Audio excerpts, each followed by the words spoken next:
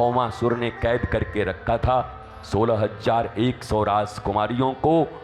और भगवान पारिजात वृक्ष लेने के लिए जब जाते हैं स्वर्ग, और वहाँ से जाते समय भगवान को बीच में भौमासुर का ये स्थान दिखाई पड़ता है।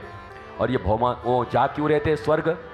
नारद जी ने झगड़ा लगवा दिया था महाराज ठाकुर जी के घर में थोड़ा सा। नारद जी ने लाके पारिजात वृक्ष दे दिया रुक्मिणी जी को, और जाके सत्यभामा जी को कह दिया कि स्वामिनी जी हम तो आपके लिए लेके आ रहे थे, सोई ठाकुर जी बीच में मिल गए। बोले अरे छोड़ो, सत्यभामा क्या करेगी, रुक्मिणी को दे के आओ। अरे महाराज घड़ी खड़ी लड़ाई लगा गए घर में। भगवान ने कहा नारद जी हम कहाँ राजकाज करके आते हैं, आप कहाँ यह करने? अरे बोले ठाकुर जी भौमासुर को कौन मारेगा?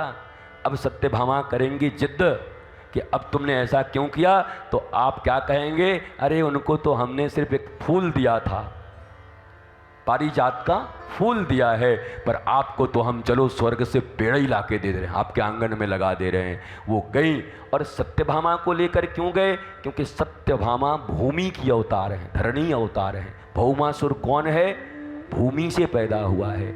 और सत्यभामा भूमि ने ही कहा था कि जब तक मैं न कहूँ इसको दुनिया में कोई मार नहीं सकता। तो ठाकुर जी ले गए और ऐसा खिंचा दिए, ऐसा ज़्यादा भौमासुर ने व्यवहार कर दिया सत्यभामा के साथ कि सत्यभामा को बोलना पड़ा मारो इसको, अभी मारो। ठाकुर जी तो इसी का इंतजार ही कर रहे थे। सोई गोविंदाय नमो नमो कर दिया वहाँ पर उसका भौमासुर का। 16,100 कन्याओं को लेकर निकला। 21वीं शताब्दी में भी आज भी अगर किसी युवती के ऊपर, किसी बच्ची के ऊपर ऐसे कोई केसेस होते हैं, कभी उनका शोषण होता है, कभी जो बलात्कार नाम का शब्द आता है, तो आज भी अखबारों में नाम उसी का छुपाया जाता है, मुंह उसी को छुपाने पड़ते हैं, कहानियाँ उसी की नहीं बनाई दी जाती। वह मोहल्ले में नहीं रह पाती, महाराज राज्य में नहीं रह पाती। 21वीं शताब्दी में तो ये हाल है। जरा सोचो उस समय उन 16,100 राजकुमारियों को उठाकर ले जाने वाला वो राक्षस जब इतने वर्षों तक अपने यहाँ रखा था तो उन कन्याओं को कौन अपनाता? उन कन्याओं ने कह दिया इससे तो बढ़िया था कि कम से कम एक के अंडर में हमें बंद करके रखा गया। अब तो हम जहाँ जाएंगी, जहाँ जाती हैं लोग हमारे पीछे पता नहीं फप्तियाँ कसते हैं। अरे देखो देखो वही उठा के ले गया, तो वही है, ये वही है। कितने दिन तक रही हो? अरे जब सीता से पूछ सकते हैं, सीता को कह सकते हैं मैया को कि अरे रावण के पास रह के आ रही हैं, ठाकुर जी तो गजब हैं, परीक्षा कचो लियो नहीं रख लियो, हम राम जी नहीं हैं, कूट देंगे तुमको, ऐसे करके कहा। तो केवल वो एक धोबी की बात नहीं थी। रामा अवतार में प्रत्येक घर में एक खुशफुसाहट चल रही थी। हर घर में यही लोग कह रहे थे, जब लड़ाई हो पति पत्नी में तो पति उठे, ऐ सुन हम राम जी नहीं हैं, समझ गई, कि हम छोड़ देंगे, जहां जाएं वहीं ये वार्ता उठे।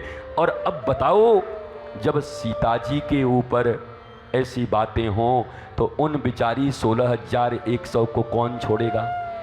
जिनको भौमासुर ने उठा लिया उनकी जिंदगी कैसी हो जाती? व्यासपीठ की महिमा और गरिमा है, उन शब्दों का प्रयोग नहीं किया जा सकता, पर आप समझ सकते हैं इसी समाज में रहते हैं कि किन कठिनाइयों में उनको जीना पड़ता, कौन उनको स्वीकार करता।